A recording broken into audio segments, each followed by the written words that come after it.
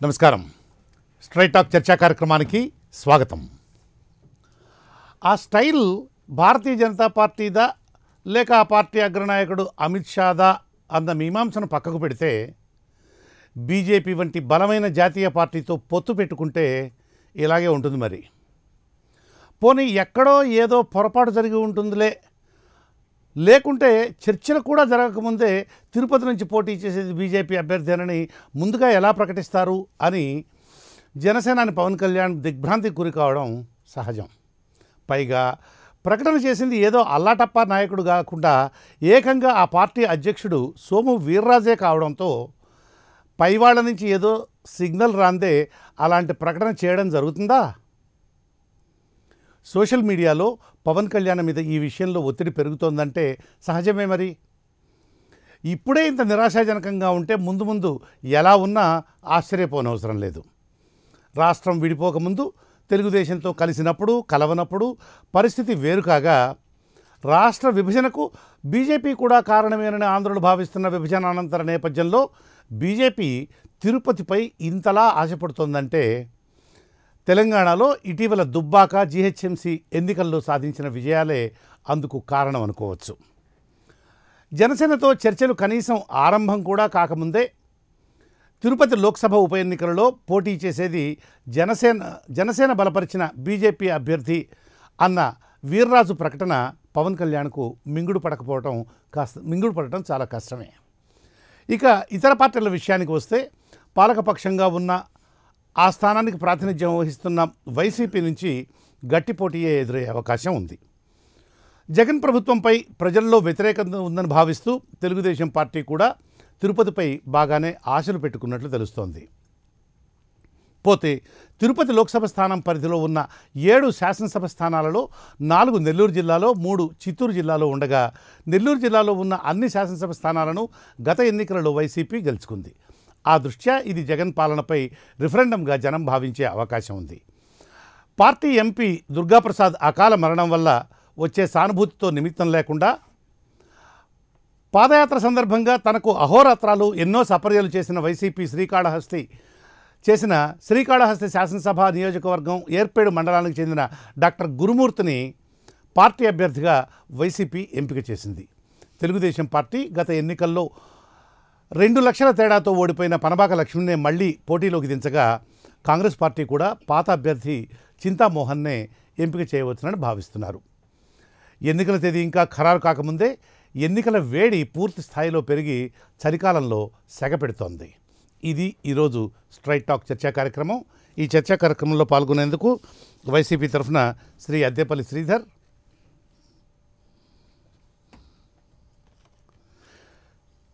TDP తరఫున శ్రీ ద్వారపూడి జగదీశ్వరరావు ప్రస్తుతం మనకు అందుబాటులో ఉన్నారు. మరికొద్దిసేపట్లో జనసేన ప్రతినిధి శ్రీ సుందారపు విజయ్ కుమార్, భారతీయ జనతా పార్టీ తరఫున శ్రీ పూడి తిరుపతిరావు ఈ చర్చా కార్యక్రమంలో పాల్గొంటారు. శ్రీధర్ గారు నమస్కారం. ఏమిటి సార్ తిరుపతి పరిస్థితి, ఏం చేయబోతున్నారు?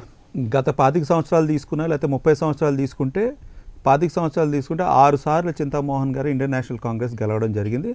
30 సంవత్సరాలు తీసుకుంటే 6 సార్లు చింతామోహన్ గారు, నెలవ సుబ్రహ్మణ్యం గారు, ఇంకో ఆయన తంబూరు కృష్ణయ్య గారు వీళ్ళందరూ గెలవడం జరిగింది కాంగ్రెస్లో అత్యధికంగా 10 సార్లు.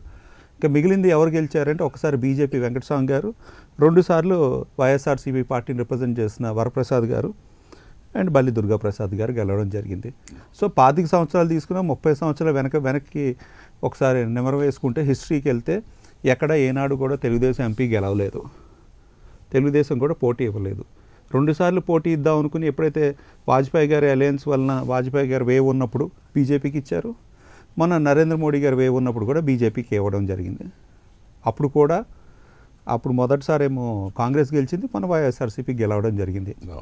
అంటే మనం స్పెసిఫిక్గా చూసినప్పుడు ఏంటంటే తెలుగుదేశానికి ఈ సీట్తో సంబంధం లేదు, ఎప్పుడు ఏనాడు గెలవలేదు, అంటే మెరికల్ జరిగే అవకాశం లేదు, గెలిచే అవకాశం కూడా లేదు. ఇందాక మీరు ఓపెనింగ్ రిమార్క్స్లో మీరు ఏమన్నారంటే 7 అసెంబ్లీ కాన్స్టిట్యున్సీలు, 4 నెల్లూరు, మొత్తం నెల్లూరు అంతా స్వీప్ చేసింది వైఎస్ఆర్సీపీ, 3 చిత్తూరులో ఎవరు గెలిచారన్నది మనందరికీ తెలుసు. అమరావతి లేకపోతే ప్రధాన అంశాల మీద ఏ విధంగా అయితే తెలంగాణ రాష్ట్ర టీఆర్ఎస్ పార్టీ వారు తెలంగాణ ఇష్యూ మీద పోరాడుతున్నప్పుడు వారు సెల్ఫ్గా రిజైన్ చేసి మళ్ళీ గెలుచుకుని వచ్చి వాళ్ళ వాదం కానీ వాళ్ళ పార్టీ బలంగా ఉన్నదని చెప్పుకోగలిగారు. బట్ కుప్పం లాంటి వెనకబడిన కాన్స్టిట్యున్సీ ఏమనండి, ఎక్కువ వెనక నెట్టబడిన వాళ్ళు ఎక్కువ మంది ఉన్న కాన్స్టిట్యున్సీ ఏమనండి, ఎన్నోసార్లు చంద్రబాబు నాయుడు రీజనబుల్ గుడ్ మెజారిటీతో గెలిచినా కూడా ఈ రోజుకి కూడా ఆయన ఎప్పుడూ కూడా నేను రిజైన్ చేస్తాను, నేను గెలుస్తానని కూడా ఒక ఛాలెంజ్ విసిరే విధంగా కూడా లేరు ఆయన వరకు చిత్తూరు. అండ్ చిత్తూరులో తెలుగుదేశానికి 7 ఎమ్మెల్యే కాన్స్టిట్యున్సీస్ ఏదైతే మీరు ఇందాక లేవనెత్తారో 3+4 నెల్లూరు ఇన్ఛార్జీలు లేరు వారికి. అంటే ఎమ్మెల్యే క్యాండిడేట్లు కానీ ఎమ్మెల్యే ఇన్ఛార్జీలు కానీ వారికి లేరు. 2-3 అయితే అసలు కంప్లీట్గా పోటీ చేశారు, ఓడిపోయిన తర్వాత వాళ్ళు వారి వ్యాపారాలు వ్యవహారాలు వేరే చోటకి వెళ్ళిపోయారు.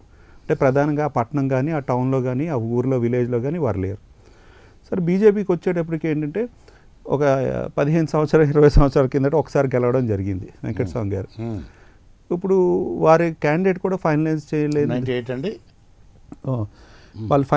వాళ్ళ క్యాండిడేట్ని కూడా ఫైనలైజ్ చేయలేని దుస్థితిలో ఉంది బీజేపీ. అనౌన్స్ చేయగలుగుతున్నారు కానీ 99లో అండి 99లో వెంకటస్వామి గారు వారి అబ్బాయి ఏదో పోటీలోకి వస్తారని చెప్పి నా ఇంకో మిత్రుడు చెప్పడం జరిగింది. వెంకటస్వామి గారి అబ్బాయి ఈజ్ ఆల్సో వర్కింగ్ సమ్వేర్, ఆయనకి ఇంట్రెస్ట్ ఉన్నది అండ్ 2-3 క్యాండిడేట్లు ఉన్నారన్నారు.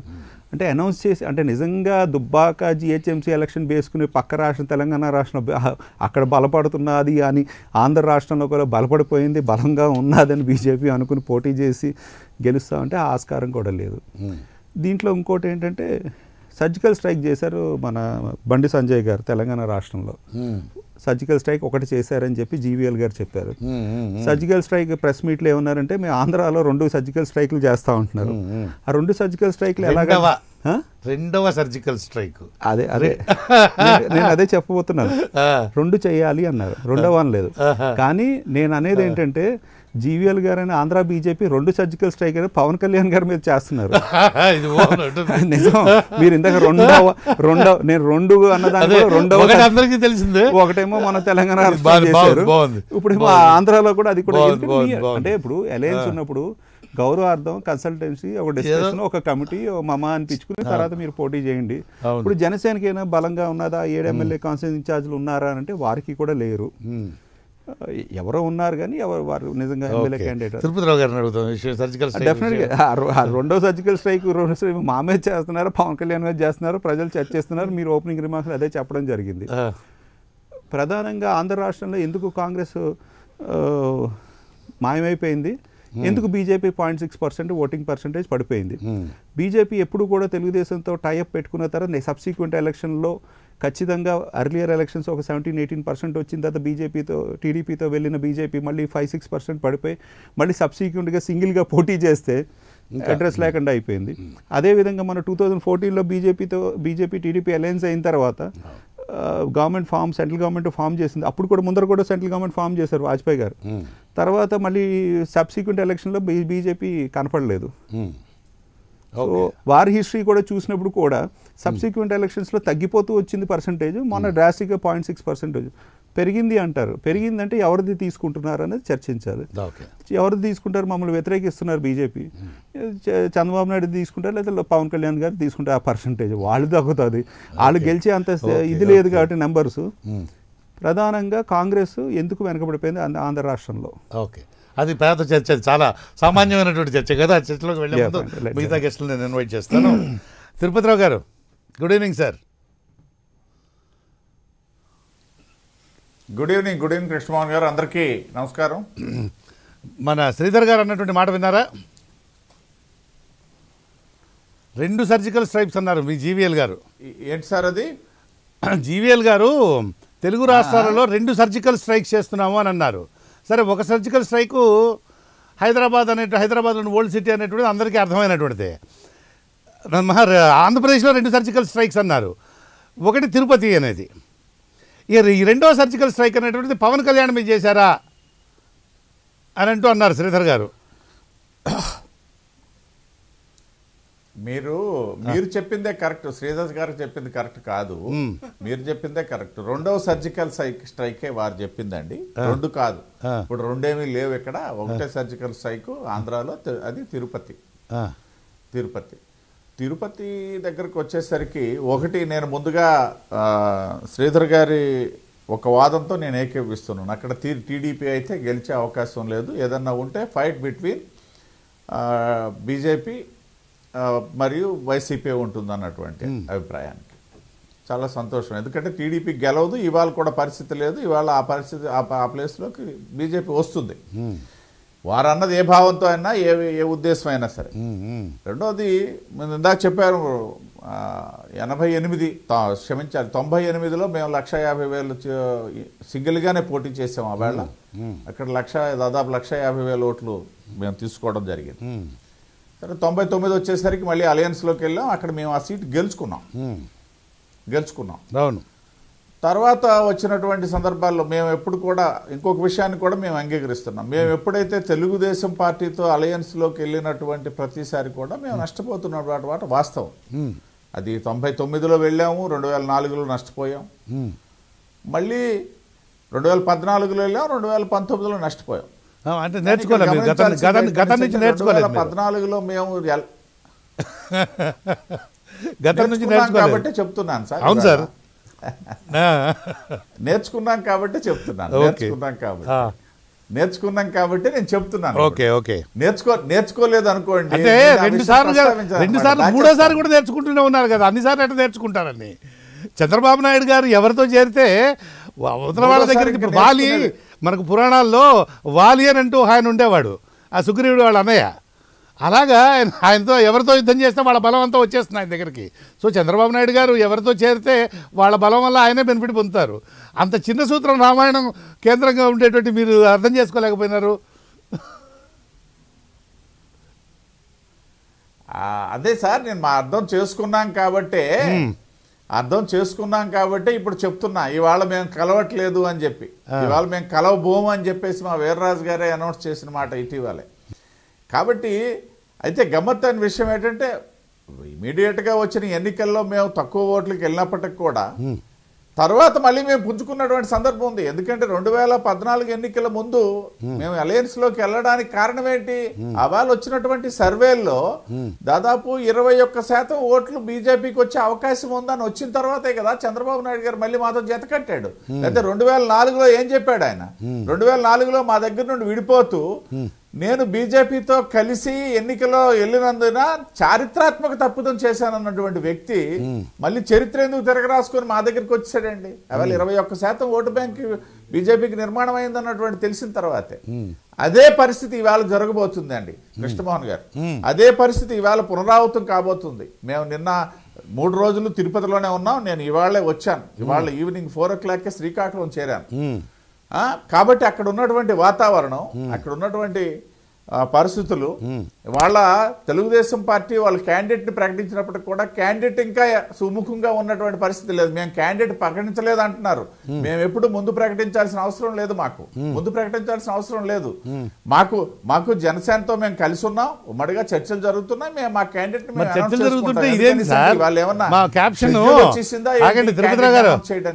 తిరుపతిరావు గారు మా ప్రోగ్రామ్ యొక్క క్యాప్షన్ చూసారా? ఇదేంటి వీర్రాజు గారు అని. ప్రోగ్రామ్ యొక్క క్యాప్షనే ఇదేంటి వీర్రాజు గారు అని మార్చినట్లున్న తర్వాత ఇదేమిటని అంటే, ఓ పక్క చర్చలు జరుగుతుంటే ఆయన ఆల్రెడీ అనౌన్స్ చేసేసారు,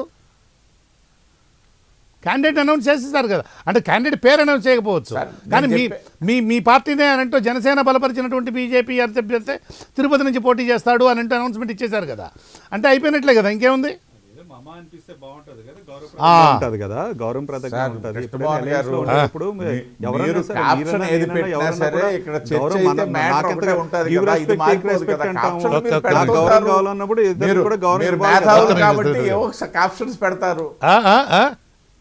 సార్ చెప్పండి మళ్ళీ అన్నారు. కాబట్టి మీకు ఆప్షన్లు, మీరు మేధావులు కాబట్టి మీరు ఆప్షన్స్ ఏవో పెడతారు.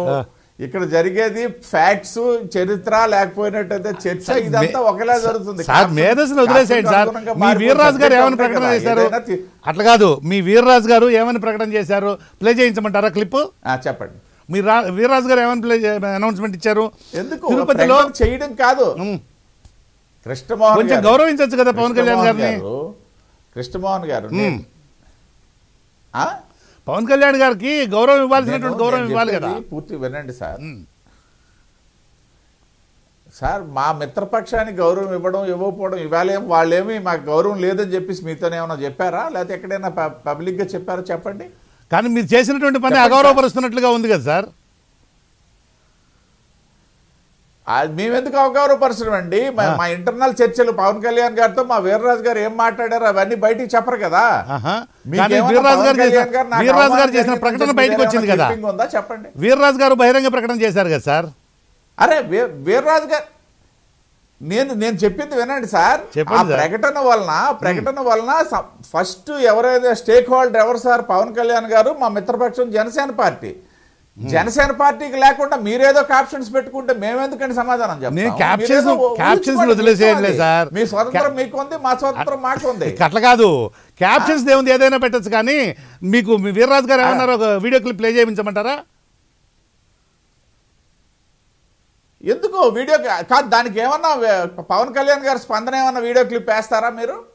పవన్ కళ్యాణ్ గారిది కాదు, కానీ జనసేన నాయకులు సోషల్ మీడియాలో చాలా ఆగ్రహావేశాలు వ్యక్తం చేస్తున్నారు. జన సైనికులు ఆగ్రహావేశాలు వ్యక్తం చేస్తున్నారు. ఏమీ లేదు సార్, ఏమీ లేదు. ఈ ఆగ్రహావేశాలు ఇవన్నీ నేను చెప్తున్నాను కదా సార్. ఇప్పుడు మీడియాలో ఏ విధంగా మీకు ఆప్షన్ మీరు పెట్టుకున్నారు, వేరే వాళ్ళకి ఆప్షన్ వేరే వాళ్ళు పెట్టుకుంటారు. అలాగే సోషల్ వీర్రాజు గారి ప్రకటన వీర్రాజు గారు చేసుకున్నారు, మీకు నచ్చింది మీరు పెడతారు. అంతేకాని వీర్రాజు గారి ప్రకటన వీర్రాజు గారు చేశారని ఒప్పుకుంటున్నారు కదా కృష్ణమోహన్ గారు. చెప్పండి. వీర్రాజు గారు చేసిన ప్రకటనకి స్పందించాల్సింది ఎవరండి? తిరుపతిరావా, కృష్ణమోహన్ గారా, లేదా అద్దేపల్లి శ్రీధరా? ఏదైనా ఉంటే స్పందించాల్సింది పవన్ కళ్యాణ్ గారు. దాని గురించి నేను మాట్లాడుతున్నాను సార్. ఆయన స్పందిస్తాడులేండి, స్పందించాల్సిన సమయం వచ్చినప్పుడు ఆయన స్పందిస్తాడు. ఎట్లా అండి? అట్లా కాదు, ఆయన స్పందించాల్సిన సమయం వచ్చినప్పుడు స్పందిస్తాడు. కానీ కొంచెం గౌరవం. ఇప్పుడు చర్చలు జరిగిన తర్వాత బయటకు వచ్చి మీరు అదే చెప్తే బాగుండేది కదా. అబౌట్ ఇట్ అదేనండి, నేను అదే చెప్తున్నా. ఇప్పుడు మా వీర్రాజు గారు పవన్ కళ్యాణ్ గారి మధ్యలో నిరంతర సంభాషణలు, నిరంతర చర్చలు జరుగుతున్నాయి. వాళ్ళు మాట్లాడుకుంటున్నారు. దాని నేపథ్యంలో వీర్రాజు గారు మాట్లాడారు. వీర్రాజు గారు మాట్లాడిన దాని గురించి వేరే వ్యక్తులు ఎవరో స్పందిస్తే మేమెందుకు చెప్తామండి? వీర్రాజు గారి స్పందనకి పవన్ కళ్యాణ్ గారి స్పందన ఏమైనా వచ్చిందా అనేసి అంటే చెప్పండి, మేము మాట్లాడతాం. పవన్ కళ్యాణ్ గారు ఎట్లా స్పందిస్తారో చూద్దాం. ఏమీ లేదు కదా, చూద్దాం. అప్పుడైనా స్పందన పవన్ కళ్యాణ్ గారు స్పందన వచ్చిన తర్వాత అప్పుడు మాట్లాడతాం సార్. కానీ ఎట్టి పరిస్థితుల్లో పవన్ కళ్యాణ్ గారితో మాట్లాడకుండా మా వీర్రాజు గారు స్పందించరు. అంటే ఇప్పుడు వీర్రాజు గారి ప్రకటన దృష్ట్యా ఆయన ఆల్రెడీ పవన్ కళ్యాణ్ గారితో మాట్లాడిన తర్వాతనే ఆ ప్రకటన చేశారని అనుకోవచ్చా? మేము విశ్వసిస్తున్నాము. అదే పవన్ కళ్యాణ్ గారితో మాట్లాడిన తర్వాతనే తిరుపతి గురించి వీర్రాజు గారు అదే ఆ ప్రకటన చేశారు అని భావించవచ్చు, అంతేగా? మేమైతే విశ్వసిస్తున్నాం సార్. మా వీర్రాజు గారు వాళ్ళిద్దరు మాట్లాడుకుంటున్నారు. బాగుంది. వాళ్ళ మధ్య ఏమీ పరపొచ్చాలు లేవు. అండర్స్టాండింగ్ తోనే వీరి మాట బయట చెప్పారని చెప్పేసి మేమైతే విశ్వసిస్తున్నాం. జనసేన వాళ్ళు ఏమనుకుంటున్నారో చూద్దాం. అయ్యా విజయ్ కుమార్ గారు, good evening. Good evening Krishnamohan గారు, మీకు ప్యానెల్లో ఉన్న పెద్దలకి, అలాగే ప్రైమ్ లైన్ వీక్షకులకి అందరూ కూడా గుడ్ ఈవినింగ్ అండి. చెప్పండి సార్, మీరు మన తిరుపతిరావు గారు చేసినటువంటి కామెంటు, అలాగే శ్రీధర్ గారు చేసినటువంటి కామెంట్ కూడా విన్నారనుకుంటాను. మీ తరఫు పవన్ కళ్యాణ్ గారి మీద అభిమానంతో మీ తరఫున మేము యుద్ధంలో దిగిపోయినాం తిరుపతిరావు గారి మీదకి. చెప్పండి.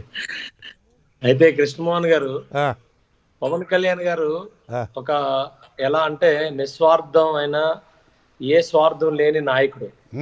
ఇప్పుడు రాజకీయంలో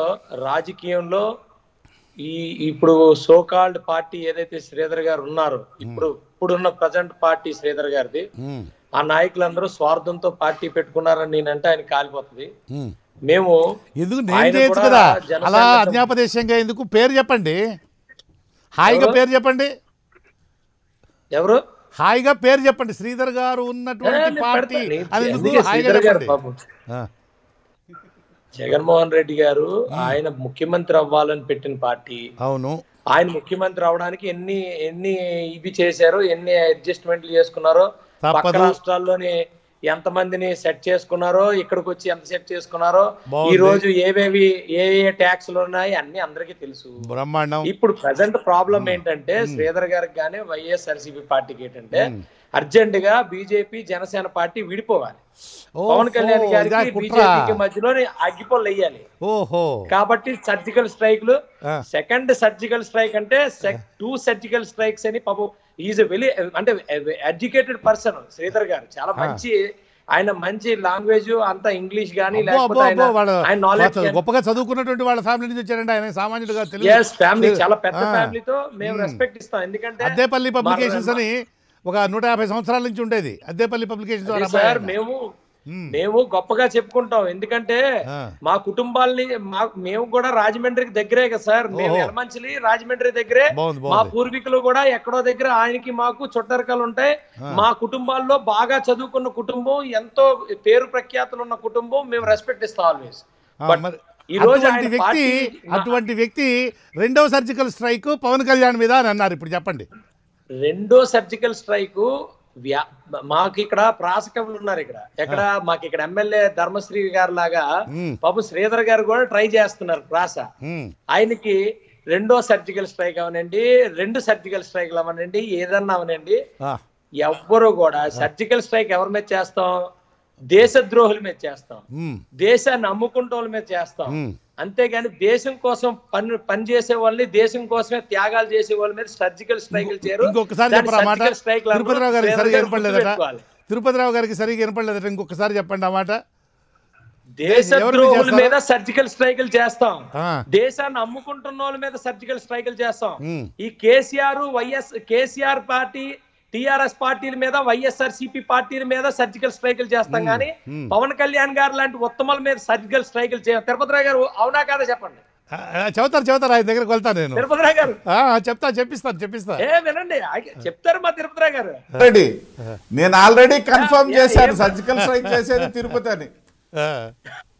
తిరుపతి మీద సర్జికల్ ఈ రోజు వినండి, ఈ రోజు తిరుపతి పవిత్రతని, తిరుమల తిరుపతి దేవస్థానాన్ని, లేకపోతే ఆ చుట్టుపక్కల గ్రామాలని, ఆ నియోజకవర్గాల్ని ఈ రోజు కాపాడడం కోసం మేము సర్జికల్ స్ట్రైక్ చేస్తున్నాం.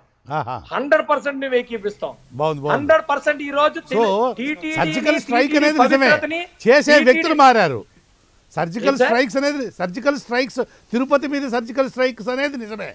అయితే ఎవరు చేసేటువంటి వ్యక్తులు మారినట్టున్నారు ఇప్పుడు చూడబోతుంటే. సో బీజేపీ వాళ్ళు కాదన్నమాట, మీరు చేస్తున్నారు. కాదు సార్, తిరుపతి భూములు, తిరుపతి పవిత్రత, తిరుమల తిరుపతి దేవస్థానం, ఆ వెంకటేశ్వర స్వామి మీద వెనకాతల నుంచి చేస్తున్న తప్పులు చేసే పార్టీ మీద సర్జికల్ స్ట్రైక్ చేస్తాం. తప్పే ఉంది. ఆయన అంటే నేను అంట, ఇక్కడ సార్ వినండి, మళ్ళీ వస్తాను ఒకసారి తెలుగుదేశం మిత్రులను కూడా హాయ్ చెప్పేసి వస్తాను. ఉండండి సార్. కృష్ణమోహన్ గారు మాకు ఇప్పుడే ఇచ్చారు కదా టైము, ఆయన ఏదో ఇందాక చాలా స్ట్రాటజీలు చెప్తున్నారు. కాంగ్రెస్ వీళ్ళు వైఎస్ఆర్సీపీ పార్టీ గెలిచింది, లేకపోతే ఇంకోటి గెలిచింది. పాపం శ్రీధర్ గారికి తెలియని విషయం ఏంటంటే బీజేపీ పార్టీ చాలా జీరోతో వచ్చి ఈ రోజు ప్రపంచాన్నే శాసిస్తుంది. ప్రపంచాన్ని, నేను ఆంధ్రప్రదేశ్ లేకపోతే భారతదేశాన్ని అన్నట్లా, మనం తిరుపతి గురించి మాట్లాడదాం, ప్రపంచం తర్వాత మాట్లాడదాం. మన విజయ్ కుమార్ గారు లీడర్ వైపు చూస్తుందంటే కృష్ణమోహన్ గారు, ప్రపంచం ఒక ఆగండి, మరీ ప్రపంచం అంతా పోకండి. మనకుండేది గంటే, ఆగండి, నలుగురు ఉన్నారు మాట్లాడడానికి, మనకుండేది గంటే. ఆగండి, తర్వాత వస్తాం. ప్రపంచం గురించి ఒక్క నిమిషం. వైఎస్ఆర్సీపీకి గంట ఇస్తారా? లేదు, తెలుగుదేశం వాళ్ళని నేను హలో చెప్పాలి. ఒక్క నిమిషం. మన జగదీశ్వరరావు గారు, good evening sir. Good evening sir. నమస్కారం సార్, అందరికీ నమస్కారం. ఏమిటి సార్ తిరుపతిలో మీ పరిస్థితి? మేము ఎప్పుడు సీజన్ క్యాంపెయినర్స్ అండి. ఖచ్చితంగా తెలుగుదేశం పార్టీకి ఈ రాష్ట్రంలో ఎంత చరిత్ర ఉందో అందరికీ తెలిసిందే. అవును. మొన్న కూడా ఈరోజు శ్రీధర్ గారు హిస్టరీ చెప్తున్నారు. హిస్టరీ అవసరమే, హిస్టరీ కాదని. కానీ పొలిటికల్ డైనమిక్స్ అనేవి ఫాస్ట్ చేంజ్. ఇప్పుడే జనసేన మిత్రులు కూడా చెప్పారు, ఒకప్పుడు 0 లెవెల్లో ఉండొచ్చు, సడన్ జంప్ కూడా రావచ్చు. అంచేత చరిత్ర పట్టుకొని మేము అలాగున్నాం కాబట్టి అందుకే అసలు చరిత్రను చాలా ప్రజలు చదవకుండా చేసి పారేసాం కదా. చరిత్ర అనేది పిల్లలు చదువుకోకుండా చేసేసాం కదా. సో మెనీ ఇష్యూస్ ఉన్నాయి. ఈ రోజు మెయిన్ ఇక్కడ 2 ఆన్సర్ చేయాల్సిందే. ఆంధ్రప్రదేశ్ లో యాసిడ్ టెస్ట్ అండి, ఎవరికి? వైసీపీకి, బీజేపీకి యాసిడ్ టెస్ట్.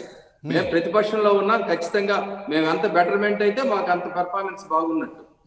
వైసీపీ నిలబెట్టుకోవాలంటే వాళ్ళు ఆన్సర్ చేయాల్సిన చాలా ఉన్నాయి. స్పెషల్ కేటగిరీ స్టేటస్ గురించి మాట్లాడతామన్నారు, మాట్లాడలేదు. అమరావతి గురించి, లేకపోతే పోలవరం గురించి, ధరల పెరుగుదల గురించి, ప్రతిపక్షాల మీద ప్రజల మీద దాడుల గురించి, దళితుల మీద దాడుల గురించి, అలాగే ఈ రోజు ఏదైతే తిరుపతిని ఎంత అపవిత్రం చేశారో ఈ 1.5 years లో, వీటన్నిటి గురించి కూడా ఆన్సర్ చేయాల్సిన అవసరం ఉంది. అంచేత దిస్ ఈజ్ ఏ రిఫరెండం. వైసీపీకి ఇది ఒక రిఫరెండం. అలాగే బీజేపీ కూడా కాన్ఫిడెన్స్ గా ఉంది. సరే, వాళ్ళ మీద తిరుపతిలో వైసీపీ పాలన మీద రిఫరెండమా కాదా అనేది పక్కకు పెడితే మీ పరిస్థితి ఏంటి? ఏమైనా గట్టిగా ప్రయత్నం చేస్తున్నారా పాజిటివ్ యాటిట్యూడ్ తోటి? లేకపోతే ఎందుకంటే పోయినసారి దాదాపు సెకండ్ ప్లేస్ లో ఉన్నారు, దాదాపు 4 లక్షల ఓట్లు వచ్చినట్టున్నాయి. మొన్న మాకు 4,92,000 వచ్చినాయి. అవును, 4,92,000 ఓట్లు వచ్చినాయి. దాదాపుగా 5 లక్షలు అనుకోండి. కాబట్టి వైసీపీ తర్వాత టీడీపీఏ వచ్చింది. అవును, సెకండ్ ప్లేస్ లో టీడీపీ ఉంది. మెజారిటీ ఉండొచ్చు. కానీ అప్పుడు 2019లో ఉన్న పరిస్థితి ఇవాళ పరిస్థితికి చాలా చేంజెస్ ఉన్నాయి. సోషియో పొలిటికల్ కండిషన్స్ కూడా చాలా మార్పులు వచ్చాయి. అంటే తెలుగుదేశం పార్టీ మెరుగుపడింది అంటున్నారా? ఖచ్చితంగా తెలుగుదేశం పార్టీ మెరుగుపడింది అంటున్నారా? తెలుగుదేశం పార్టీ పరిస్థితి మెరుగుపడింది అంటున్నారా? ఖచ్చితంగా మెరుగుపడుతుంది సార్. ఆల్టర్నేటివ్ ఈ రాష్ట్రంలో ప్రత్యామ్నాయం అనేది తెలుగుదేశమే. ఓకే, ఈ రాష్ట్రంలో ప్రత్యామ్నాయం తెలుగుదేశమే. ఖచ్చితంగా ప్రజలు ప్రత్యామ్నాయం కోసమే చూస్తా ఉన్నారు. ఖచ్చితంగా చంద్రబాబు నాయుడు గారు కూడా ఆయన పరిపాలనలో ఖచ్చితంగా ప్రజలకు మంచి జరిగింది. పార్టీ కొంత లాస్ అయితే అవచ్చేమో కానీ ప్రత్యామ్నాయం ఆల్రెడీ చూసుకున్నారు కదా సార్ ప్రజలు.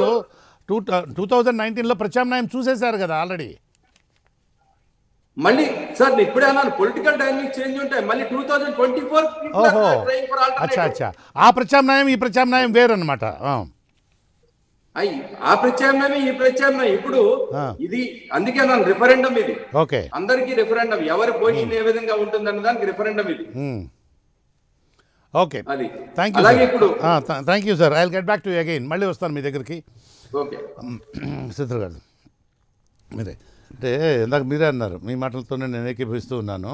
ఎందుకంటే ఆయన కొంచెం మర్యాద ఇచ్చినట్లయితే బాగుండదు కదా. ఎందుకంటే నలుగురు సభలో ఉన్నప్పుడు 100% అండి, అందులో డౌటే లేదు. ఇప్పుడు సహజంగా కూడా ఎప్పుడన్నా కూడా అలయన్స్లో ఉండేటప్పుడు అఫీషియల్గా అలయన్స్ అఫీషియల్గా అలయన్స్ ఉన్నప్పుడు న్యాచురల్లీ కన్సల్టేషన్. ఇప్పుడు ఇవన్నీ కూడా సింపుల్ డ్రాన్ ప్రాసెసెస్ అండి, పెద్ద ఏదో డీటెయిల్ డిస్కషన్స్ ఏ ఉండవు. మామా అనిపిస్తారు, ఇద్దరు అటు నుంచి వస్తారు, ఇద్దరు ఇటు నుంచి వస్తారు. జిహెచ్ఎంసీ ఎలక్షన్ సందర్భంగా జనసేన పోటీ చేయకుండా మన బీజేపీకి మద్దతు ఇచ్చింది కాబట్టి న్యాచురల్గా తిరుపతి జనసేనకి ఇస్తారేమో అని అనుకున్నారు. అలా అనుకున్నారని అదేదో డిస్కషన్ వచ్చింది, జనం అనుకున్నారు. అదే జనం అనుకున్నారు. కానీ పవన్ కళ్యాణ్ గారు ఢిల్లీకి వెళ్ళినప్పుడు, ఢిల్లీలో నడ్డా గారిని కలిసినప్పుడు బయటకు వచ్చి నేను తిరుపతి ఎలక్షన్ గురించి నేనేం మాట్లాడలేదు, ఆ డిస్కషన్ లేదు అన్నారు.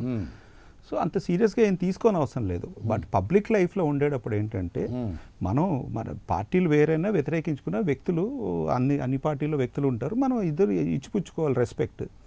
అలయన్స్లో ఉన్నారు వాళ్ళిద్దరు. సో అలయన్స్లో ఉన్నప్పుడు అంటే అలయన్స్ మిత్రధర్మం అన్నది ఒకటి ఉంటుంది. ఆ మిత్రధర్మం వాళ్ళు పాటించలేదు అన్నారు. అందుకే ఇదేం స్కెచ్ రా బాబు. ఇప్పుడు రేపొద్దున ఆయన ఒక సినిమా స్టారు, రాజకీయ పార్టీ ఉన్నది. సో క్యాంపెయినింగ్ ఎలాగా కావాలి. ఇప్పుడు గౌరవం ఇవ్వలేదు నలుగురు అన్నారు అనుకోండి, మేమేదో అనడం కాదు. గౌరవం ఇచ్చారో లేదో ఆయనకి తెలుసు, వీళ్ళు ఇచ్చారో లేదో వీళ్ళకి తెలుసు.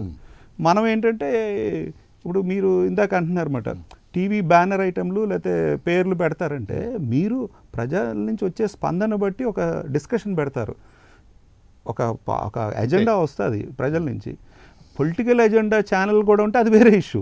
బట్ పొలిటికల్ ఎజెండా లేని ఛానల్స్ ఏంటంటే ప్రజలతో చర్చ ఏమవుతుందో ఆ అంశం మీద నలుగురు ఒపీనియన్ తీసుకుంటారు. స్ట్రిక్ట్లీ స్పీకింగ్ నాకు ఈ డిస్కషన్ నాకు సంబంధం లేదు. అవునవును అవును వైఎస్ఆర్సీపీకి కానీ అద్దెపల్లి శ్రీధర్ కానీ జనసేన బీజేపీ మిత్రపక్షం వాళ్ళ అలయన్స్ అవునవును. ఇచ్చిపుచ్చుకోవడం కానీ గౌరవ రాజకీయాలలో ఉన్నాం కాబట్టి సాధారణంగా రాజకీయంలో ఉన్నాం కాబట్టి మమ్మల్ని వ్యతిరేకించే వ్యక్తులు కాబట్టి వాళ్ళిద్దరూ ఇచ్చిపుచ్చుకోవట్లేదు, వాళ్ళిద్దరి మధ్యలో గ్యాప్ కనబడుతున్నది. ఏదైతే నార్మల్ ప్రాక్టీస్ ఉన్నదో ఆ ప్రాక్టీస్ కూడా కనపడట్లేదు, వినపడట్లేదు. Okay. సీక్రెట్ గా మాట్లాడుకున్నారంటే ఈయన పబ్లిక్ గా స్టేట్మెంట్ ఇచ్చారు కదా, అవును. ఎదురు కలిసి ఎవరినో ఒకరు సరే. పిలిచి కూర్చోబెట్టి జనసేన ఒక వ్యక్తిని బీజేపీ ఒక వ్యక్తిని కూర్చోబెట్టి మేము టీడీపీకి సపోర్ట్ మామా అంటే ఓకే. అది వేరే ఇష్యూ. ఓకే. అది వేరే ఇందాక మిత్రులు జగదీశ్వరరావు గారు చేసినట్లు ఇది తిరుపతి పార్లమెంట్ లోక్సభ స్థానంలో 7 అసెంబ్లీ సెగ్మెంట్స్ ఉన్నాయి, అసెంబ్లీ సీట్స్ని కవర్ చేస్తుంది అది. ఇది మీ పార్టీ పాలన మీద, మీ పార్టీ ప్రభుత్వ పాలన మీద రిఫరెండం అని అంటున్నారు. అందులో డౌట్ ఏం లేదండి. Referendum we are ready for that. Ready. So you accept that it's going to be referendum? నేను చెప్పేది హిస్టరీ అంటున్నారు, ఫిగర్లు అంటున్నారు, ఏవో చెప్తున్నాను అంటున్నారు. నేనంతా రిసర్చ్ చేసి చెప్తున్నది. గత 30 సంవత్సరాలు తీసుకుంటే ఇది, గత 25 సంవత్సరాలు తీసుకుంటే ఇది, గత 10 సంవత్సరాలు తీసుకుంటే 2 సార్లు వైఎస్ఆర్సీపీ గెలిచింది, తెలుగుదేశం పోటీ ఇవ్వలేదు. తెలుగుదేశం క్యాండిడేట్లు మారుతూ ఉంటారు. మన పనబాక లక్ష్మి గారు, అవును. అంతముందర వరలరామయ్య గారు, అవును. అంతముందర బీజేపీ. సో అట్లా అంటే ఇప్పుడు తెలుగుదేశం ఫుల్ ఫ్లెజ్డ్గా పోటీ చేసింది ఎప్పుడు ఏంటి అన్నది తెలుసు. ఆ ఓట్స్ ఎలాగ వచ్చినాయి అన్నది అందరికీ తెలిసిన విషయమే.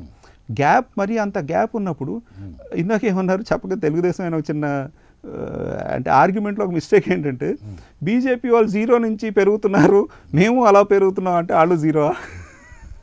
Okay okay okay. అంటే ఏదేమైనా కూడా ఈ రోజున ఆంధ్ర రాష్ట్రంలో జనసేన పోటీ చేయట్లేదని మనం అనుకుంటే వీర్రాజు గారి స్టేట్మెంట్ బేస్ చేసుకుని 0 నుంచి తిరుపతిలో పోటీ చేయట్లేదు అనుకుంటే పోటీకి వచ్చే ఇద్దరు మిత్రులు బీజేపీను తెలుగుదేశం ఇద్దరు 0 నుంచి బలపడతాం. అపోజిషన్ బలపడ్డం అనేది ఆయన ఏదో మాట వరుసగా ఎవరే మాట వరుసగా మీ కృష్ణమోహన్ చర్చకు వచ్చి ప్రైమ్ లైన్ టీవీ డిస్కషన్ మాట వరుసగా అనేసి ఊరుకుంటారేంటి? బలపడతాం, అపోజిషన్గా మేము నిలబెట్టుకుంటాం అంటున్నారు తప్ప హ్యాండ్స్ డౌన్ గెలుస్తాం అని ఆ కాన్ఫిడెన్స్ లేదు. ఎందుకంటే మీరు నేను అంటే డీటెయిల్గా చెప్తే బాగోదని నేను చెప్పట్లేదు. వాళ్ళు ఎవరెవరు ఉన్నారు, ఎవరెవరు లేరు, ఎక్కడెక్కడ గ్యాప్లు ఉన్నాయి అన్నది నేను క్లియర్గా నా దగ్గర ఉంది డేటా. ఫైనల్గా వాళ్ళని అడుగుతాను ఎవరున్నారు 7 ఎమ్మెల్యేలు అని అడగడానికి పెట్టుకున్నాను. అది కూడా మాకైతే గెలిచిన వాళ్ళే ఉన్నారు, మాకు గెలిచిన వాళ్ళు ఉన్నారు. తిరుపతిరావు గారు సార్ ఏమిటి సార్ మీ స్ట్రాటజీ ఏమిటి? Save Tirupati, save vote for BJP, save Tirupati అని అంటూ ఉన్నారు.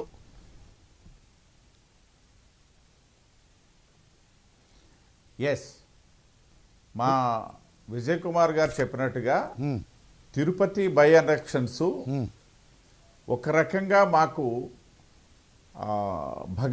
భగవంతుడు ఇచ్చినటువంటి ఒక వరప్రసాదమే. ఎందుకనేసి అంటే ఏదైతే తిరుపతి కేంద్రంగా తిరుపతికి సంబంధించి ప్రత్యేకించి రాష్ట్రంలో ఉన్నటువంటి దేవాలయాలకు సంబంధించి దేవాదాయ ఆస్తులకు సంబంధించి ఈ ప్రభుత్వం చేస్తున్నటువంటి ఒక విధానం ఏదైతే ఉందో ఆ విధానానికి వ్యతిరేకంగా భారతీయ జనతా పార్టీ జనసేన చేస్తున్నటువంటి పోరాటం ఏదైతే ఉందో ఈ పోరాటానికి వచ్చే ఫలితంగానే తిరుపతి రాబోతుంది. అదేంటో కొంచెం జీరో నుండి రావడము ఇప్పుడు మా శ్రీధర్ గారు చెప్పారు ఏదో 20 సంవత్సరాలు 25 సంవత్సరాల అనాలిసిస్.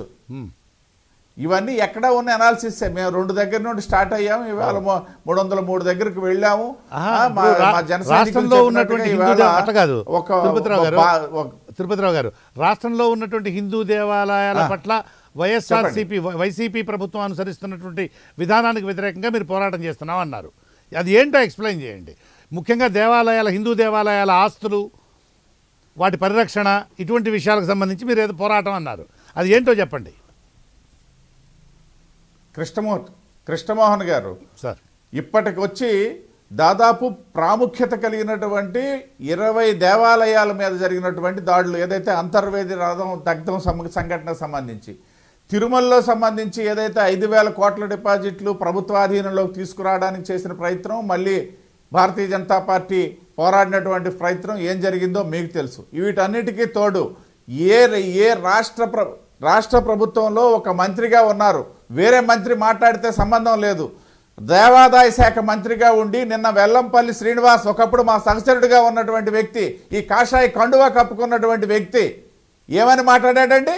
దర్గాల్ని పునరుద్ధరిస్తాడా, దర్గాలకు సహకరిస్తారా, మసీదులకు సహకరిస్తారా? ఒక దేవాదాయ శాఖ మంత్రి ఏ బొత్స సత్యబాబో లేకపోయినట్టయితే ఏ ధర్మాన కృష్ణదాస్ గారు మాట్లాడొచ్చు, తప్పేం లేదు. ఈ లౌకిక దేశం లౌకిక రాజ్యం అనుకొని ఉంటారు కాబట్టి. ఒక దేవాదాయ శాఖ మంత్రి మాట్లాడాల్సిన మాటలండి కృష్ణమోహన్ గారు అది. ఆయన దేవాదాయ ఆయన బయటికి వెళ్తే పెట్టుకునే పైసా ఖర్చు కూడా ఈ దేవాదాయ శాఖ మీద వస్తున్నటువంటి ఆదాయంతో వెళ్తున్నటువంటి ఒక మంత్రి, ఈ దేవాలయాల పరిరక్షణ కోసం ఉన్నటువంటి శాఖకు సంబంధించినటువంటి మంత్రి, ఈ దేవాలయాల మీద దాడులు జరిగితే దాన్ని నిరోధించాల్సినటువంటి మంత్రి, ఈ దేవాదాయ ఆస్తుల్ని పరిరక్షించాల్సినటువంటి మంత్రి, ఆ మంత్రి ఆ విధంగా మాట్లాడితే ఇంక వేరే సాక్ష్యం ఎందుకు కృష్ణమోహన్ గారు? నిన్న జరిగినటువంటి సంఘటన. ఇంతకంటే ఇంకా ఈ హిందువుల మీద ఈ ప్రభుత్వానికి ఉన్నటువంటి ఒక ఏదైతే చిన్న చూపు ఉందో అది ఇంకా వేరే విధంగా చెప్పాలా? అదే అస్త్రాలండి, అదే అస్త్రాలు తిరుపతి ఎన్నికల్లో. అదే కాదు, తిరుపతి ప్రాంతంలో మేము చేసినటువంటి అభివృద్ధి మా ఎజెండా, అభివృద్ధి ఎజెండాగా వెళ్తాం. అదే కాదండి, తిరుపతి ప్రాంతంలో తిరుపతిలో ఏదైనా అభివృద్ధి జరిగిందంటే కేంద్ర ప్రభుత్వం ఇచ్చినటువంటి సంస్థల ఆధారంగా. తిరుపతి ప్రాంతంలో మీరు చేసిన అభివృద్ధి అన్నారేంటి? తిరుపతి ప్రాంతంలో మేము చేసినటువంటి అభివృద్ధి, అక్కడ ఇవాళ తిరుపతిలో స్మార్ట్ సిటీ అయితేనేమి, లేకపోయినట్టు అక్కడ ఎయిర్పోర్ట్ అయితేనేమి, లేకపోతే అక్కడ శ్రీ సిటీ అయితేనేమి డెవలప్మెంట్ అయితేనేమి, లేదా ఇండస్ట్రియల్ పార్క్ డెవలప్మెంట్ అయితేనేమి, ఏవైనా సరే ఇవాళ ఏదైనా జరిగిందంటే తిరుపతిలో అది కేంద్ర ప్రభుత్వం చేసినటువంటి అభివృద్ధి అండి. కేంద్ర ప్రభుత్వం చేసినటువంటి అభివృద్ధి, ఈ అభివృద్ధి ఆధారంగా మేము వెళ్తాం. అదే సందర్భంలో మేము ముందు చెప్పినటువంటిది ఇంకొక విషయం కృష్ణమోహన్ గారు చెప్పండి. మీరు చెప్తున్నారు మా రెండు పార్టీల మధ్య ఇవాళ విభేదాలు సృష్టించడానికి బయట వ్యక్తులు చేస్తున్నటువంటి పన్నాగాలే తప్పిస్తే మా మధ్య ఎక్కడ పొరపచ్చాలు లేవండి, పొరపచ్చాలు లేవు. మీరు ఇందాక చెప్పిన మా జన సైనికులు చెప్పినట్టుగా ఇవాళ మా ఇద్దరం కలిసి వెళ్తే ఒకవేళ తెలుగుదేశంకి ఎలాగో ఇబ్బంది, వైసీపీకి కూడా ఇబ్బంది రాబోతుందని వాళ్ళు ఏదైనా కుతంత్రాలు నాయకులు ఇద్దరి మధ్య మా రాష్ట్ర నాయకులు ఇద్దరి మధ్య సరైనటువంటి అవగాహనతో ముందుకు వెళ్తున్నారు. వాళ్ళు ఏ మాట్లాడినా ఆచి తూచి దానికి అనుగుణంగానే మాట్లాడుతున్నారు. మీరు పెట్టిన హెడ్డింగులతో మాకేమీ సంబంధం లేదు. మేము హెడ్డింగ్ మీరు ఎలా మాట్లాడితే దానికి అనుగుణంగా మేము రెస్పాండ్ అవుతుంటాం. మేమే కాదు, మీడియా సభ్యులందరూ అలాగే రెస్పాండ్ అవుతుంటారు. దాన్ని పక్కకు పెట్టండి, అదేం పెద్ద విషయం కాదు. హెడ్డింగ్ అది కాకపోతే ఇంకోటి పెడతాం. కానీ శ్రీధర్ గారు ఏదో అంటున్నారు, మీరు విన్నారా? బాధ పెట్టే వాళ్ళని అడిగితే అంతా బాగానే ఉంది అంటారు, బాధ పడే వాళ్ళని అడగాలి. మీరు బాధ పెట్టేసి నేనన్నా మినిమం కర్టిసీ. ఇప్పుడు మనం ప్రజా జీవితంలో ఉన్నాం, మీకు గౌరవం ఇవ్వాలా లేదా? రేపొద్దున మీకు నేను ఓపెన్గా చెప్తున్నాను, రేపొద్దున క్యాంపెయినింగ్ రానంటాడు ఆయన సినిమా స్టార్, పొలిటికల్ స్టార్. అప్పుడు ఏమైపోతారు మీరు? ఆ రోజు నాకు గౌరవం ఇవ్వలేదు, మీరు ఈ విధంగా ఏదో మా అమ్మ అనిపించాలి కదా. పొరపాట్లు జరిగినాయి, అదేదో కప్పిపుచ్చుకోండి, మేము వచ్చేస్తాం. మీరు ఇంకో మాట చెప్తున్నాను, ఒక్క నిమిషం కంప్లీట్ చేయనియండి. You cannot take the credit for Sri City is a private organization. అది బీజేపీ తీసుకునే ఆస్కారమే లేదు. శ్రీ సిటీ కూడా తీసుకున్నారు. బీజేపీ ఇచ్చినటువంటి ప్రోత్సాహకాలతోనే శ్రీ సిటీ. అదే మీ పార్టీ పవర్ లోకి రాకముందు నుంచే శ్రీ సిటీ ఉన్నది, తెలుసుకోండి. అది రెండో మాట, ప్రారంభం అవ్వచ్చండి. ప్రారంభం అయితే సూపర్ సక్సెస్ అయింది. దాని because of the proximity towards Chennai and Bengaluru వల్ల అక్కడ స్పెషల్ కేపబిలిటీ ఉన్నది కాబట్టి ఆ ఏరియాకి అడ్వాంటేజ్ వచ్చింది. దానికి క్రెడిట్ ఎవరైనా తీసుకోవాలంటే రాజశేఖర రెడ్డి గారు తీసుకోవచ్చు, కాంగ్రెస్ పార్టీ తీసుకోవచ్చు, లేదంటే చంద్రబాబు నాయుడు గారు తీసుకోవచ్చు, లేదా వైఎస్ఆర్సీపీ తీసుకోవచ్చు. రాజశేఖర రెడ్డి గారికి ఏం సంబంధం? అది ఆయన ఉన్నప్పుడే స్టార్ట్ అయింది బ్రదర్. మీరు మధ్యలో ఎక్కడా లేరు, మీరు మధ్యలో పవర్ లో ఎక్కడా లేరు. అంజయ్ గారి టైంలో పోలవరం స్టార్ట్ అయింది, గమ్మత్తుగా మాట్లాడి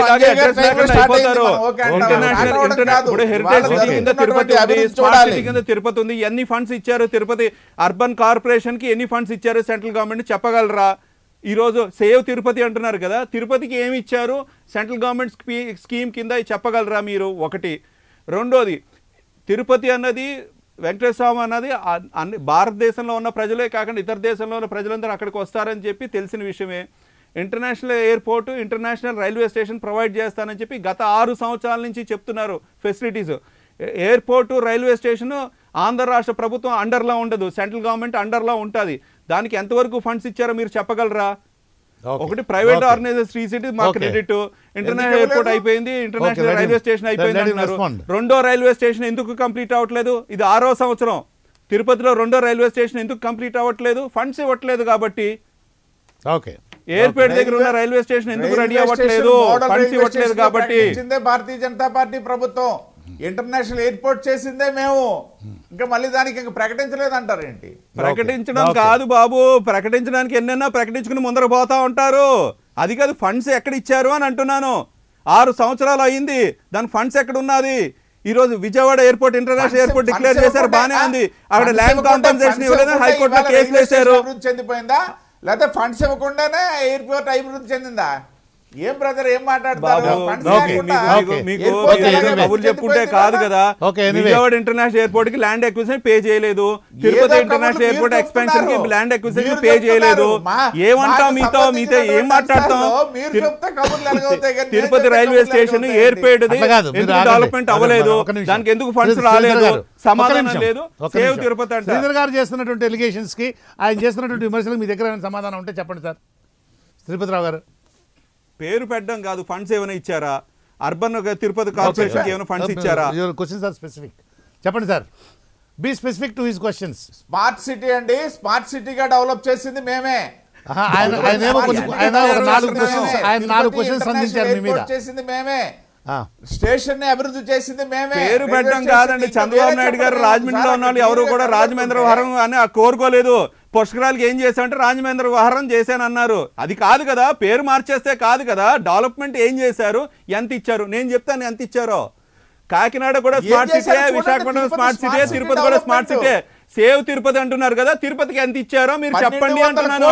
స్మార్ట్ సిటీ, స్మార్ట్ సిటీ 1200 కోట్లు, 1200 పైసలు కోట్లతో వెళ్ళడం జరిగింది. దూరం మాట్లాడతారా? 1200 కోట్ల ఏదో ఆంధ్ర రాష్ట్రం మొత్తానికా లేకపోతే భారతదేశం మొత్తానికా? భారతదేశం మొత్తానికా ఆయన ఏమంటున్నారు అడగండి. ఓకే, నేను మళ్ళీ వస్తాను మీ దగ్గరికి, అడగండి. మన జనసేన మిత్రులు విజయ్ కుమార్ గారు, సార్ మీరే చెప్పాలి, మీరే మాట్లాడాలి. మీరు మీ నాయకుడు, మీ జనసేనాని, తర్వాత ఆయన వీర్రాజు గారు, వీళ్ళిద్దరూ చాలా అన్యోన్యంగా ప్రతిరోజు చర్చలు, సంభాషణలు, సంప్రదింపులు చేసుకుంటున్నట్లుగా ఉన్నారు. పవన్ కళ్యాణ్ గారితో మాట్లాడిన తర్వాతనే ఈ విధమైనటువంటి ప్రకటన చేశారని కూడా ఆయన డంకా బజాయిని చెప్తున్నారు తిరుపతిరావు గారు. కానీ చూసేవాళ్ళందరికీ మాత్రం పొత్తు పెట్టుకున్నటువంటి పార్టీల పట్ల ఇట్లైనా వ్యవహరించేది అని అనిపిస్తోంది. ఇందులో ఏదో ఆయన శ్రీధర్ గారు రాజ్యం పోయడమో, నిప్పు పెట్టడమో అదేం కాదు.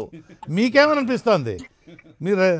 మీ నాయకుడు ఏమనుకుంటున్నాడో, మీ పార్టీ ఏమనుకుంటుందో, అసలు వ్యక్తిగతంగా మీరేమనుకుంటున్నారో కూడా చెప్పచ్చు. చెప్పండి. కృష్ణమోహన్ గారు, సార్ మేము వేరే పార్టీలో లాగా, వేరే పార్టీ ఉంది వైఎస్ఆర్సీపీ పార్టీ, అది జగన్మోహన్ రెడ్డి గారి లాగా బయటికి హిహి అని నవ్వి వెనకాతల మేము ఇచ్చేయలేమండి. మేము సిన్సియర్ గా ఇద్దరం కలిసి ఒక మంచి ఉద్దేశంతో, అంటే ఒక కమిట్మెంట్. ఈ ప్రకటన గురించి చెప్పండి. అవన్నీ తెలుస్తారు అందరికీను. ఈ ప్రకటన గురించి చెప్పండి సార్. ప్రకటన మీరు నాకు తెలిసినంత వరకు అది చెప్పండి. ఇంటర్నల్ గా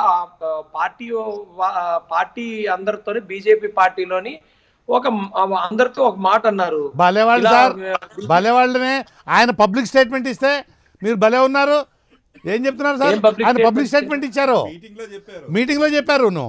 అదేంటి? జనసేన బలపరిచినటువంటి బీజేపీ అభ్యర్థి తిరుపతి నుంచి పోటీ చేస్తారు. తిరుపతి నుంచి జనసేన బలపరిచినటువంటి బీజేపీ అభ్యర్థి పోటీ చేస్తారు అని చెప్పారు సార్. అంటే ఏం లేదు, 2 రోజులు మాట్లాడుకున్న తర్వాత చెప్పచ్చు కదా అని. చెప్పండి. పబ్లిక్ మీటింగా, బీజేపీ మీటింగా? చెప్పారు. ఏదైతే లేదు, పబ్లిక్ మీటింగ్ అది ఓపెన్ బయటకు వచ్చినటువంటిదే. అరే కృష్ణమోహన్ గారు, మీరు సీనియర్ జర్నలిస్ట్, బయటకు వచ్చింది కదా సార్, మొత్తం ఆంధ్రదేశం అంతా తెలిసిపోయింది. మీడియాతో మీడియా మాట్లాడిస్తారా? చెప్పండి సార్, మీ గురించి నేను వెయిట్ చేస్తున్నాను. ప్లీజ్. మీరు సీనియర్ జర్నలిస్ట్, అది పబ్లిక్ మీటింగా లేకపోతే బీజేపీలో ఇంటర్నల్ మీటింగా? ఇంటర్నల్ మీటింగ్ కాదండి, అది ఓపెన్ మీటింగ్. అందువల్లే మీడియాకి అందుబాటులోకి వచ్చింది. Open sir, it is not రహస్య మీటింగ్ కాదు అది. Is it a party meeting or public meeting? అది చెప్పండి. సర్లేండి, చెప్పండి. పార్టీ మీటింగ్, మీరు ఏం చెబుదలుచుకున్నారో చెప్పండి సార్. సరే, సమర్థించదలుచుకున్నారు. నేను అడిగింది సార్, మీరు మమ్మల్ని అడగడం కాదు. మీరు దయచేసి మమ్మల్ని క్షమించాలి, మేము తప్పు అడిగితే. అది పబ్లిక్ మీటింగ్ లో చెప్పారా, పార్టీ మీటింగ్ లో చెప్పారా? చెప్పండి. మీడియాకి అందుబాటులో ఉండేటువంటి విధమైనటువంటి పార్టీ సమావేశంలో చెప్పారు. అబ్బా సార్, మీ అంత తెలివితేటలు నాకు లేవు. ఎట్లుంటాయి sir? To the point. Public meeting, party meeting? Close door meeting కాదు సార్. నాకు చక్కగా శ్రీధర్ గారు అందించారు. It is not a close door meeting. It is not a close door meeting. Close door meeting లో జరిగే అంశాలు ఎన్నన్నా మాట్లాడుకోవచ్చు, ఏ పార్టీ అన్నా సరే. సరే, అది చర్చకు పెట్టి మీకు అంత బ్రహ్మాండమైన స్నేహం ఉన్నప్పుడు మధ్యలో మేము ఎందుకులేండి జోక్యం చేసుకోవడం? మాకెందుకులేండి. బాగుంది. కృష్ణమోహన్ గారు, శ్రీధర్ గారు, ఒక 5 నిమిషాలు మీరు మమ్మల్ని పేర్లు పెట్టి పెద్ద ఇది పెట్టి మీరు ఒక చర్చ పెట్టినప్పుడు ప్రజలకి క్లారిటీ ఇవ్వాలి కాబట్టి, మేము క్లారిటీ ఇస్తున్నప్పుడు మీరు దయచేసి దానికి ఇలాగలా మెలుకలు తిప్పకండి. ఇది పబ్లిక్ మీటింగా లేదా బీజేపీ మీటింగా? ప్రెస్ వస్తారు, లేకపోతే వాళ్ళు వస్తారు, వాళ్ళు అందుబాటులో ఉన్నారు, ఇది కాదు నేను అడిగింది. పబ్లిక్ మీటింగా, బీజేపీ మీటింగా? దీనికి ఒక అర్థం ఉంది. మీరు ప్రెస్ ఎక్కడికైనా వస్తారు. ఈ రోజు ప్రెస్ ఎలాగా తయారైందంటే మంచికి తయారైంది, చెడుకు తయారైంది. పర్సనల్ గా ప్రతి ఒక్కరు వ్యక్తులు పర్సనల్ లోపల కూడా దూరే ప్రశ్నలు ఉన్నాయి. ఈ నేను అడగల. పబ్లిక్ మీటింగా, బీజేపీ మీటింగ్? శోభాయాత్ర తర్వాత, తిరుపతిలో శోభాయాత్ర తర్వాత వీర్రాజు గారు ప్రసంగిస్తూ ఈ విధమైన ప్రకటన చేశారు. ఇప్పటికీ మీరు మాట ఒప్పుకోవట్లేదు. మీకేదో కావాలని లాగుతున్నారు, అక్కడ శ్రీధర్ గారు కావాలని గుడ్డి మీద ఏకలు లాగుతున్నారు. కానీ ఇది లేదమ్మా, నేను చెప్తాను. ఓపెన్ గానే ఉన్నటువంటిది అందరికీ తెలిసిన విషయం మీద ఈకలు మిగడం ఎందుకు సార్? అసలు అట్లా కాదు సార్. ఇప్పుడు నేను మాట చెప్తాను విజయ్ కుమార్ గారు. అది వాళ్ళు బీజేపీ అనేది బలమైన జాతీయ పార్టీ. వాళ్ళు న్యాచురల్గా వాళ్ళ దగ్గరికి వెళ్ళినటువంటి వాళ్ళని వాళ్ళకు ఉంటే సహజమైనటువంటి లెవెల్ వాళ్ళకు ఉంటుంది కదా. మరి కొంచెం తక్కువ వాళ్ళని తక్కువగానే చూస్తారు వాళ్ళు. అదే కనపడుతుంది ఇప్పుడు కూడా, ఇంత ముందు కూడా కనపడింది చాలా మంది. అయ్యా కృష్ణమోహన్ గారు, మీరు గాని శ్రీధర్ గారు గాని చాలా బాధపడిపోతున్నారు. గాని ఇక్కడ పార్టీ పరంగా లేకపోతే ఇంకో పరంగా తక్కువ కాదు. గుణంలో గుణం ఎవ్వడికి లేని గుణం మా పవన్ కళ్యాణ్ గారికి ఉంది. దాన్ని గుర్తించే గుణం ఎవరికి? మోడీ గారికి ఉంది. పవన్ కళ్యాణ్ గారికి ఉందని అంటున్నాం మహాప్రభో. మేము పవన్ కళ్యాణ్ గారి పక్షానే మాట్లాడుతున్నాం. మీరు గుర్తించకపోవడం మమ్మల్ని గుర్తించడంలో మీరు అయ్యా మా మాటలు వినబడియండి సార్. ప్రజలకి మా మాటలు కూడా ప్రజలకు వినబడియండి. ఎవ్వరికి లేని గుణం, మంచి గుణం పవన్ కళ్యాణ్ గారికి ఉంది. దాన్ని గుర్తించే గుణం మోడీ గారికి ఉంది. మీకు ఎందుకంటే ఇద్దరికి మధ్యలో అయ్యా మా సోమవీర్రాజు గారు మేము మాట్లాడుతున్నాం. పాపం ఆ సోమవీర్రాజు గారు జిల్లాలోనే మా శ్రీధర్ గారు ఉన్నా అలా మాట్లాడలేరు. ఎందుకంటే వాళ్ళు వైఎస్ఆర్ సిపిలోకి వెళ్ళారు, వాళ్ళ భాష. మా సోమవీర్రాజు గారు మేము ఒకేలా ట్రావెల్ చేస్తాం కాబట్టి మా సోమవీర్రాజు గారి భాష నేను మాట్లాడతా. మీకు ఎందుకు కంగారు? బ్రహ్మాండంగా హాయిగా ఒకళ్ళ వీపులు ఒకళ్ళు గోకేసుకోండి సార్, ఒకళ్ళ వీపులు ఒకళ్ళు బరుక్కోండి. మాకెందుకుంటుంది సార్, ఏమి ప్రాబ్లం లేదు. నేను ఈ లోపల జగదీశ్వరరావు గారి దగ్గర పోయేసి వస్తారు. ఈ లోపల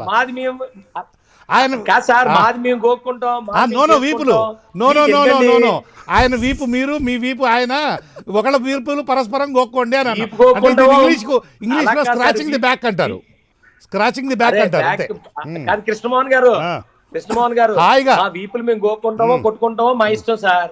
మేము ప్రజల ముందుకి యునైటెడ్ అంటే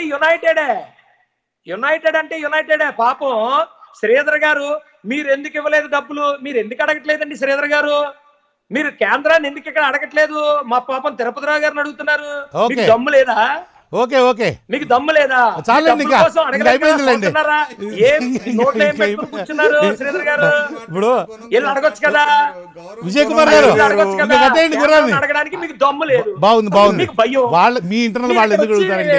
ఏదో రాజకీయాల్లో ఉన్నారు కాబట్టి, పక్కన పొలిటికల్ కాబట్టి అన్నారు. ధైర్యం ఉంటే కేంద్రాన్ని వెళ్ళి అడగండి. ఓకే అక్కడికి వెళ్ళిపోతారు, కాలు మీద పడతారు. బాగుంది. ఇక్కడికి వచ్చి మీరు ఎందుకు ఇవ్వలేదు అంటారు. ఎందుకంటే బాగుంది ఇది బాగుంది బాధ బాగుంది. మాకు. రమణ నన్ను ఇంకా ఒకసారి జగదీశ్వరరావు గారి దగ్గరికి వెళ్ళండి. సార్ మీరేంటి సార్ ఇట్లా థర్డ్ ప్లేస్తో కంటెంట్ అయిపోయినారా? ముందుగానే ఇది చెప్పేయడం ద్వారా, వీళ్ళిద్దరు రిఫరెండం అని చెప్పేయడం ద్వారా మీరు ఓటమిని ఒప్పేసుకుంటున్నారా? గెలుపు వీళ్ళు థర్డ్ ప్లేస్ ఏంటండి? మొన్న ఎలక్షన్ లో కూడా మాకు 5 లక్షల ఓట్లు వచ్చినాయి. నేను కూడా చెప్పాను. ఆల్టర్నేటివ్ మేమే. ప్రజలు మా వైపు చూస్తా ఉన్నారు, మేము గెలుస్తామని చెప్తా ఉన్నాను. అవునా? ప్రజలు మా వైపు చూస్తా ఉన్నారు. చంద్రబాబు నాయుడు గారి నాయకత్వం మళ్ళీ కావాలని చూస్తా ఉన్నారు. We are winning it. అంటే ఇక్కడ తెలంగాణలో కాంగ్రెస్ పరిస్థితి మీకు కూడా ప్రాప్తిస్తోంది అనేటువంటి మాట వినపడుతోంది. అదేమి అబద్ధం అంట? అది అన్ని ఇప్పుడు ఎవరి తాలూకా ఇవాళ ఉంటాయి సార్. అవును, మేము ప్రూవ్ చేశాం కదా. అవును, మాకు 5 లక్షల ఓట్లు కరెక్ట్ 5 లక్షలు వచ్చాయి, 8,000 తక్కువ వచ్చినాయి తెలుసు. దాని మీద బెటర్మెంట్ గా ఖచ్చితంగా ఉంటాం. కాబట్టి వైసీపీ ఇవాళ రూలింగ్ లో ఉంది కాబట్టి వాళ్ళకి ఆల్టర్నేటివ్ మేమే గెలవడానికి అవకాశాలు ఉన్నాయి. ఆ విధంగా మేము పనిచేసుకుంటున్నాం. మీ స్ట్రాటజీ కూడా ఏంటో చెప్పండి. మీ నినాదం ఏమిటి? దేని మీద అంటే వైఎస్ఆర్సీపీ ప్రభుత్వ ఫెయిల్యూర్సే మీ బలమా, లేకపోతే మీకు ఇంకా ఏమైనా ప్రత్యేకమైన బలాలు? ఎందుకంటే తిరుపతిలో గతంలో ఎప్పుడు గెలిచిన రికార్డు లేదు కదా మనకు. తిరుపతిలో ఇవాళ తిరుపతిరావు గారు ఇంత చెప్పారు, 99 లో కూడా బీజేపీ గెలిపించిందంటే ఖచ్చితంగా తెలుగుదేశం పార్టీ బలంతోనే. అలాగే 2014 లో కూడా కేవలం గెలిచిన అభ్యర్థికి బీజేపీకి 40,000 తేడా. 5,80,000 వాళ్ళకి వస్తే 4,42,000 బీజేపీకి వచ్చినాయి. అంటే తెలుగుదేశంతో ఎప్పుడు పోటీ చేసినా కూడా ఒకసారి గెలిచింది, ఒకసారి నేరగా పోయింది. అంటే తెలుగుదేశం ఓట్ బ్యాంకు అప్పటి నుంచి ఇప్పటి వరకు కూడా ఎక్కడ కూడా చెక్కు చెదరలేదు. అంటే మీరు పై స్థాయిలో ఒక్క నిమిషం జగదీశ్వరరావు గారు, పై స్థాయిలో ఎక్కడ ఎవరితో పొత్తు కుదుర్చుకున్నా కూడా ఓట్లు మాత్రం ట్రాన్స్ఫర్ కావు, అంతేనా? ఓట్లు ఎందుకు ట్రాన్స్ఫర్ కావు? ట్రాన్స్ఫర్ అయినాయి కాబట్టి బీజేపీకి అన్ని ఓట్లు ఉన్నాయి కదా. ఓకే. 99 లో బీజేపీ గెలిచిందంటే తెలుగుదేశం ఓటు ట్రాన్స్ఫర్ అయింది కదా. 2014 లో ఓన్లీ 40,000 మార్జిన్. 4,80,000 వస్తే 4,40,000 బీజేపీ క్యాండిడేట్ కి వచ్చినాయి. మరి అదే ఇవాళ బీజేపీ ఇండిపెండెంట్ గా పోటీ చేస్తే, సొంతంగా నాట్ ఇండిపెండెంట్, వాళ్ళు సొంతంగా పోటీ చేస్తే మొన్న ఎన్ని ఓట్లు వచ్చినాయి చూసుకోండి. జస్ట్ కంపేర్, స్టాటిస్టిక్స్ ఉన్నాయి అక్కడ. సో మీరేం మళ్ళీ మరి బీజేపీని పొత్తు కలుపుకోవడం కోసం ఏమైనా ఆశగా చూస్తున్నారా? అదేం లేదా?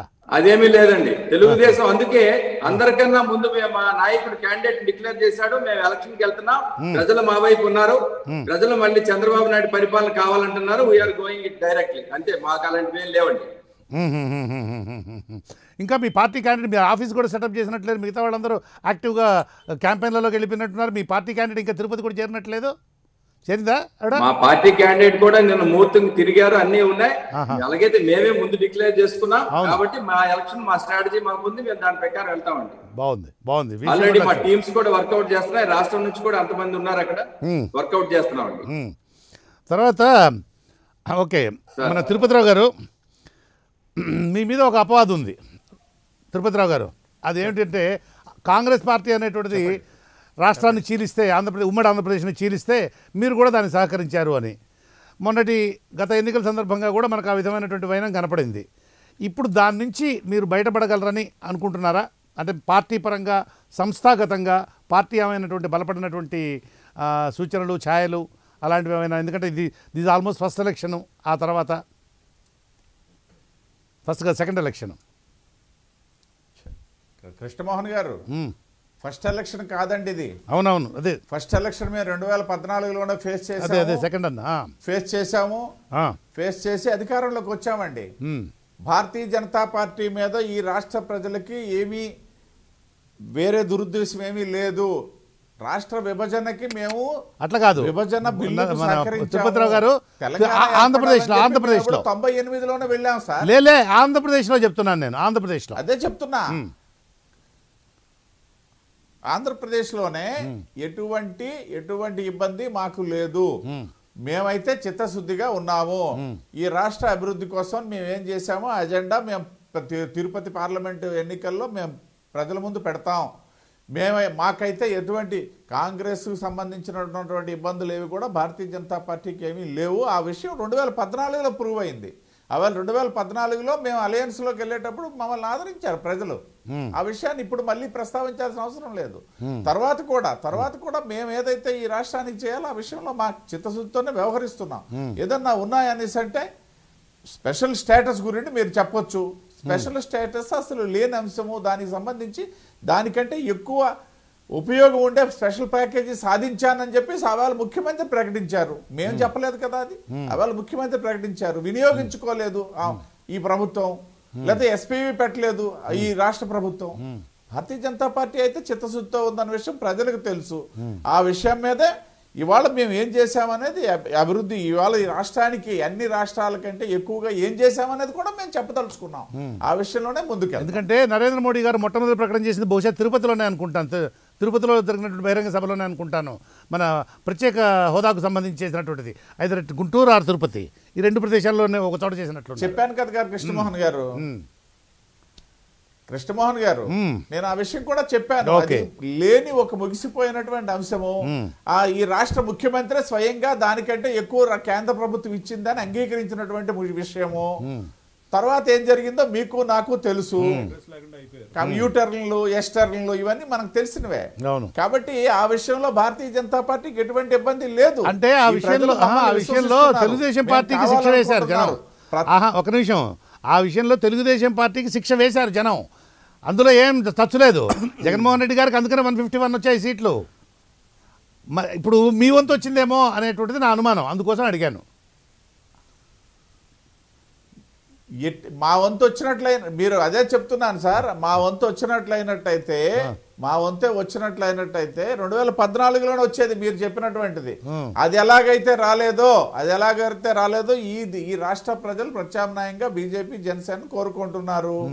అందులో ఏమీ నిర్వివాదాంశం ఏదైనా ఉంటే భారతీయ జనతా పార్టీ రాష్ట్రానికి చేయడంలో ముందుంటుంది. కేంద్ర సంస్థలు ఇచ్చిన విషయంలో అయితేనేమి, లేకపోయినట్టయితే ఇతరత్ర అభివృద్ధికి సంబంధించినటువంటి విషయంలో అయితేనేమి. కాబట్టి ఇప్పుడైతే మాకు సంబంధించి ప్రజల వద్దకు మేము అభివృద్ధి ఎజెండా, రెండవది ఈ రాష్ట్ర ప్రభుత్వం చేస్తున్నటువంటి విఫలమైనటువంటి అంశాల మీద మేము క్లియర్ కట్గా ఎజెండాతో ముందుకు వెళ్తాం. ఖచ్చితంగా ప్రజలు మమ్మల్ని ఆదరిస్తారు. బాగుంది. అయ్యా విజయ్ కుమార్ గారు, సోషల్ మీడియాలో మీ పార్టీ సానుభూతి పరులు, మద్దతుదారులు చాలా గోల చేస్తున్నారు సార్.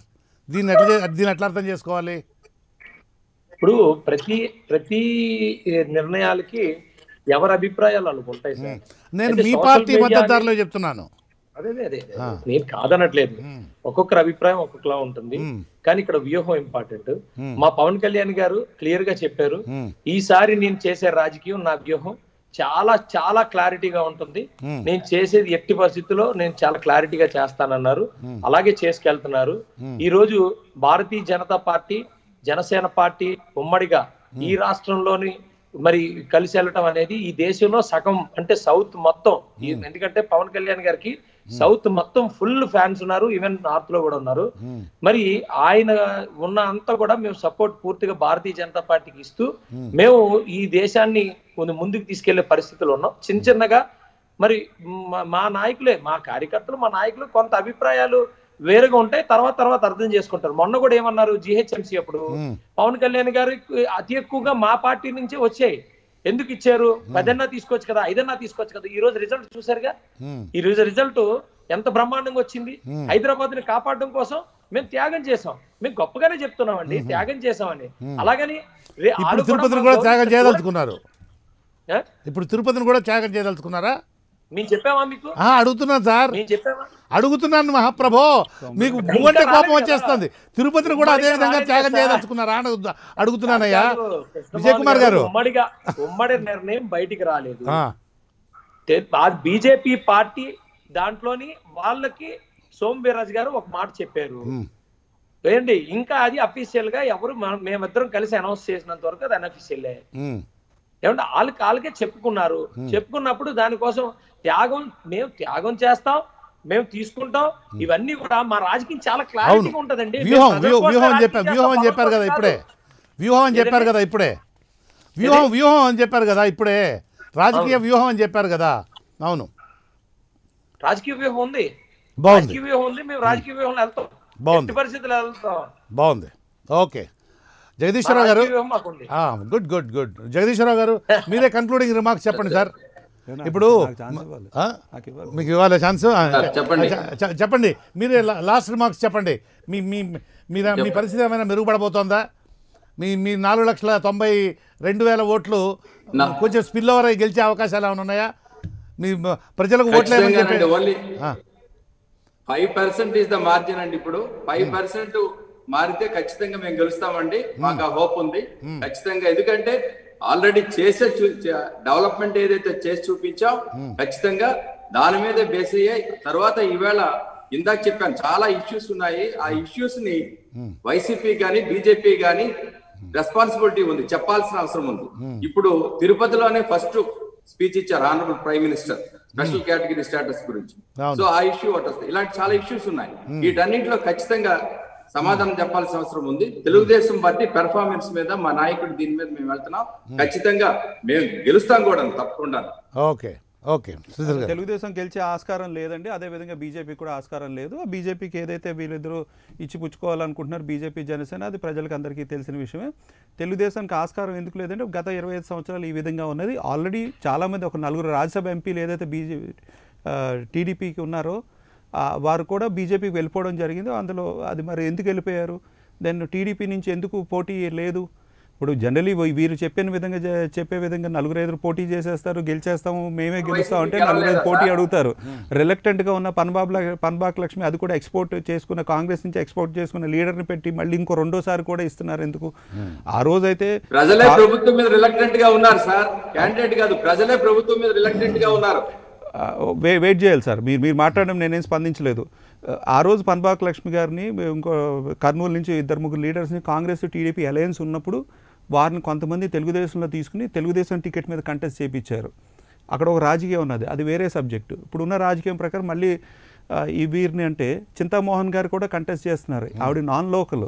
సో చింతామోహన్కి కొంత అడ్వాంటేజ్ ఉంటుంది, కానీ కాంగ్రెస్ నాయకుడు ఆ విధంగా పన్బాక్ తీసుకోబోతున్నారు. లాస్ట్ టైం రెంట్కి తీసుకుని ఖాళీ చేశారు తిరుపతిలో, ఇంకోసారి రెంట్కి తీసుకుని ఖాళీ చేస్తారు తెలుగుదేశం.